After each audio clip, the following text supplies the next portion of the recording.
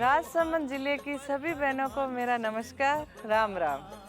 राजसमंद जिले के अलग अलग ब्लॉक से आई हुई बहनें आमेट, भीम, देवगढ़, कुंभलगढ़, राजसमंद, रेल मगरा, नाथद्वारा और देलवाड़ा की सभी बहनों से मिलके बहुत अच्छा लगा। आत्मनिर्भर बनने का जज्बा देखा और एकजुटता की भावना देखी। सभी बहनें संगठित होकर काम करें, इसी से बदलाव की दिशा तय होगी। आप सभी अपने अपने काम को मजबूत करने के लिए आज ही एकजुट हो जाइए।